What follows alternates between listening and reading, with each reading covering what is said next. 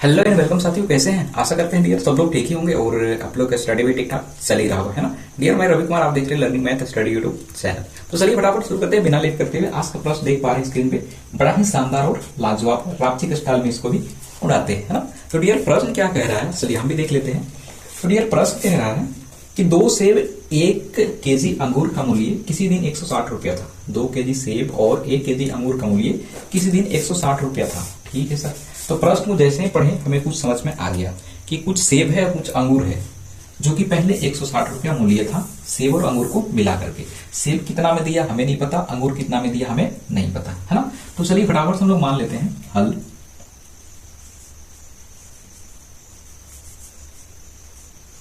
हल माना सेब का मूल्य, माना सेब का मूल्य बराबर में 100 रुपया है। सेब हमें नहीं पता था, मान लिए कि सेब का दाम कितना है 100 रुपया है, तथा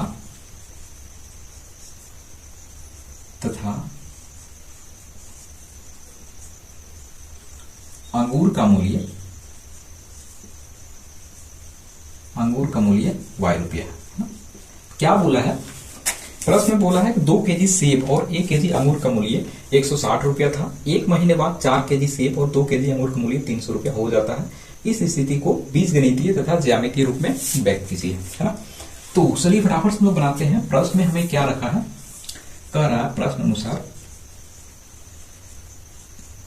स्किप नहीं करना है, 100% मजा आएगा। मेरे क्लास मजा नहीं आया ऐसा हो ही नहीं सकता।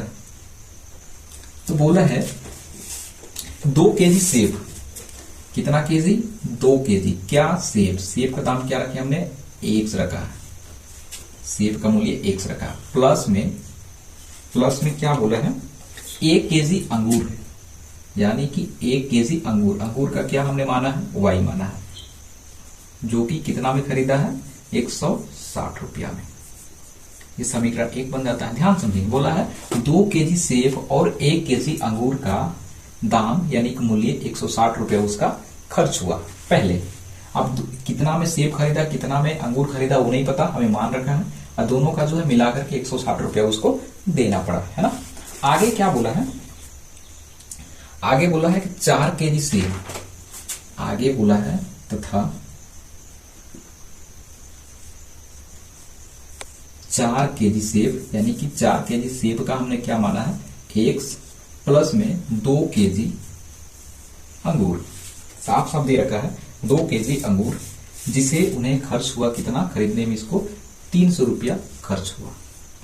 4 केजी सेब और 2 केजी अंगूर को खरीदने में उसको कितना खर्च हुआ 300 रुपया खर्च हुआ। डियर इसको और छोटा करना चाहेंगे तो कर सकते हैं, क्योंकि 2 से ये भी कटेगा ये भी कटेगा ये भी कटेगा, तो काट देते हैं। 2 से काटेंगे 2 दूना 4x हो जाएगा, प्लस में 2 से इसको काटेंगे तो सिर्फ क्या बचेगा y, बराबर में 2 से इसको काटेंगे तो 300 का आधा कितना होता है 150। 2 1 का 2, 2 बचे 10, 0, 150। ये हो गया हमारा क्या समीकरण 2। तो ये पूरी तरीके से जो है हमारा ज्यामितीय रूप था, बीजगणितीय रूप था, ये कंप्लीटली हल हो चुका है। तो क्या हमें सिर्फ बीजगणितीय रूप में हल करना था? नहीं, हमें इसमें दिखाना है ग्राफीय रूप में, है ना। चलिए तो फटाफट इसे हम लोग ग्राफीय रूप में भी सॉल्व कर लेते हैं।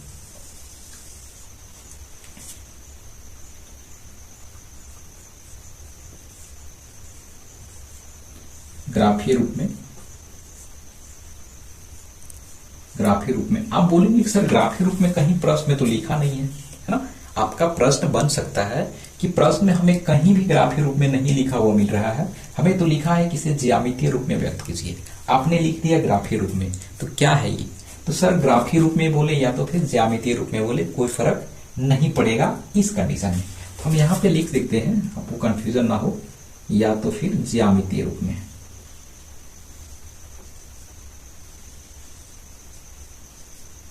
ज्यामितीय रूप में। अब कोई कंफ्यूजन नहीं होना चाहिए, राइट।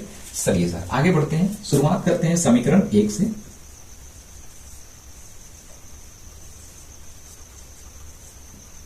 समीकरण 1 से तो डियर देख पा रहे हैं समीकरण 1 में क्या दे रखा है। आप बोलेंगे कि सर समीकरण 1 में 2x है, प्लस में 1y है, यानी कि 1y एक ना भी लिख करके सिर्फ y लिखेंगे तो भी कोई दिक्कत नहीं होता है, क्योंकि एक यहाँ पे छुपा हुआ रहता है। दिखाई हमें नहीं देता है ना। चलिए, तो ये हमारा कंप्लीट हो गया। अब इसको और एक बार सॉल्व करेंगे, या तो 2x को बाहर निकालेंगे या तो फिर y को बाहर निकालें। हम y को बाहर निकाल लेते हैं।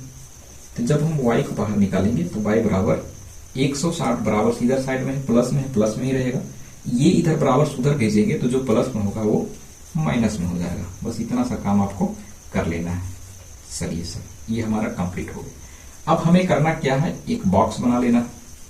आपको सर बॉक्स क्यों बनाते हैं?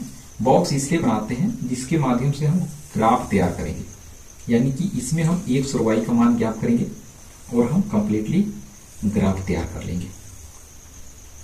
यहां x रखते हैं और यहाँ पे y रखते हैं, राइट। चलिए, उम्मीद करते हैं बहुत ही अच्छी तरीके से समझ में आ रहा होगा। तो अब यहां समझना ये है कि x के मान कुछ भी रख सकते हैं। यहाँ पे x के मान हम कुछ भी रख सकते हैं, 0, 1, 2, 3, 4, 5, 6 असंख्य तक, जितना चाहे उतना रख सकते हैं, राइट। तो फॉर एग्जाम्पल अगर हम यहाँ पे 0 रख देते हैं, सर x के मान अगर हम 0 रखेंगे तो 0 को 2 से मल्टीपल होगा, यहाँ कुछ नहीं होता है तो क्या होता है, गुना होता है। तो जब 0 2 से गुना होगा तो क्या होगा, 0 बन जाएगा। वही 0 को 160 से माइनस करेंगे तो कितना हो जाएगा, 160 ही बचेगा। यहाँ तक कोई दिक्कत नहीं होना चाहिए। चलिए, अगला बॉक्स को भरते हैं। अब कोई और संख्या सोचिए, 0 हमने तो रख लिया, क्या हम 1 रख ले, थोड़ा सा और बड़ा चलते हैं, है ना, थोड़ा 50 100 रख के देखते हैं, क्या दिक्कत है, कुछ भी हम रख सकते हैं। अगर हम यहाँ पे 50 रखते हैं, ध्यान से समझेंगे, 50 रखेंगे तो 50 को 2 से गुना करना पड़ेगा, तो 50 दूना कितना होगा, 100। वही 100 को अगर हम 160 से माइनस करेंगे तो कितना बचेगा, अब बोलेंगे सर 60 बचेगा। यानी कि 160 में से 100 को माइनस करेंगे तो 60 ही तो बचेगा। वही 60 तो यहाँ लिखे हैं। आपको अक्सर 100 कहां से आया, तो 100 यानी कि x के मान अगर 50 रखेंगे तो 50 दूना 100 होगा। 100 को अगर 160 से माइनस करेंगे तो सिर्फ 60 बचेगा, है ना। सही है, कोई और संख्या सोचिए यहाँ पे। अगर यहाँ पे हम और बड़ा संख्या ले ले, बड़ा क्या, अगर हम यहाँ ले लेते हैं कोई चीज रख लेते हैं, फॉर एग्जाम्पल अगर हम यहाँ, मेरी मर्जी, हम यहाँ पे अगर हम 40 रखते हैं, अगर हम 40 रखेंगे, कोई भी आप रख सकते हैं, यहाँ 40 रखेंगे तो क्या होगा, 40 दूना कितना हो जाएगा, 80 हो जाएगा। 80 को किससे माइनस करना पड़ेगा, 160 से माइनस करेंगे तो क्या होगा, 0 हो गया, 16 में से 8, 80 हो गया, है ना। तो क्या बचेगा, 80 हो जाएगा। आपको सर ये कैसे आया, 40 यहाँ रखेंगे, 40 दूना 80 होगा, 80 को 160 से माइनस करेंगे तो क्या बचेगा, 80 बचेगा। तो इस तरीके से जो है पूरा बॉक्स हमारा भर गया। अब हम लोग इसको ग्राफ में अच्छे से प्रदर्शित कर सकते हैं, राइट। चलिए, अब ये था हमारा समीकरण 1। आगे बढ़ते हैं समीकरण 2 से। हम लोग अब क्या करेंगे, समीकरण 2 से। समीकरण 2 क्या है डियर, आप देख पा रहे हैं यहां पे लिखा है समीकरण 2 में 2x + y बराबर में 150। यही तो है समीकरण 2, है ना। चलिए, अब इनमें से किसी एक को बाहर कर लेते हैं, y को ही बाहर कर लेते हैं, कोई दिक्कत नहीं होगा। जब y को बाहर निकालेंगे तो 150 बराबर उधरी साइड में है तो उधर ही रहेगा, प्लस में है प्लस में ही रहेगा। ये वाला प्लस में है तो इधर जाके क्या होगा, -2x हो जाएगा, राइट। चलिए सर, अब हम लोग बना लेते हैं बॉक्स। ठीक है सर, बॉक्स हमने बना लिया। ये है हमारा कंप्लीटली बॉक्स। चलिए सर, 3 खाने हमें लेना है, 3 बॉक्स बनाना है, ताकि हमारा ग्राफ जो है अच्छे तरीके से बन पाए। एक्स वाई हो गया। अब हमने जिस तरीके से इसको सॉल्व किया था वैसे ही इसको भी सॉल्व करेंगे। एक्स के मान कुछ भी रख सकते हैं, हमारी मर्जी है। एक्स वाई जेड मतलब 0 1 2 3 4 5 6 जितना चाहेंगे उतना हम रख सकते हैं, राइट। तो अगर आप कहेंगे सर यहाँ भी अगर 0 रखेंगे तो सॉल्व होगा, बिल्कुल होगा, आपकी मर्जी है, कुछ भी रख सकते हैं। अगर 0 रखेंगे तो 0 यहाँ पे 0 को 2 से मल्टीपल करेंगे तो 0 बनेगा। वही 0 को 150 से घटाएंगे तो क्या होगा, 150 ही बचेगा। चलिए सर, कोई दिक्कत नहीं है। कोई और संख्या सोचिए, हम 50 रख लेते हैं, क्या दिक्कत है। 50 रखेंगे तो 50 दूना कितना होगा, 100। यहाँ 50 रखेंगे, 50 दूना 100 और 100 को 150 से माइनस करेंगे तो सिर्फ और सिर्फ क्या बचेगा, आप बोलेंगे कि सर 50 बचेगा। फिर से समझिए, 50 रखेंगे, 50 दूना 100, 100 को अगर 150 से घटाएंगे तो 50 ही तो बचेगा ना। तो क्या रखेंगे, 50। चलिए सर, वाई का मान 50 हो गया। एक्स का मान कुछ भी रखेंगे, हाल होके वाई का मान निकलेगा। कोई और संख्या सोच लेंगे यहाँ पे। तो यहाँ पे अगर मेरी मर्जी, हम सोच रहे हैं यहाँ पे 60 रख लेते हैं।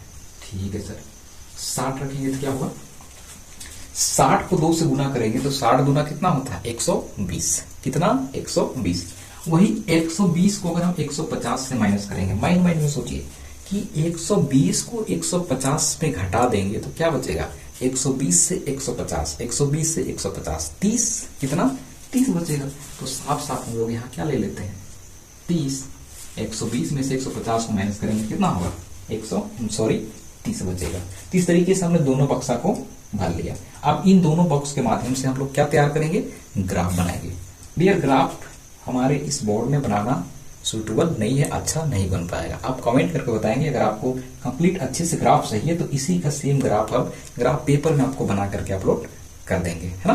तो चलिए क्लास को यहीं पे एंड अप रखते हैं। अच्छा लगा होगा कमेंट करके जरूर बताएंगे और लाइक करना बिल्कुल ना भूलेंगे। और फर्स्ट टाइम आया है तो सब्सक्राइब करना तो बनता ही बनता है ना। तो चलिए यहाँ तक देखने के लिए धन्यवाद। Thank you for watching. Best of luck. आपका दिन शुभ हो।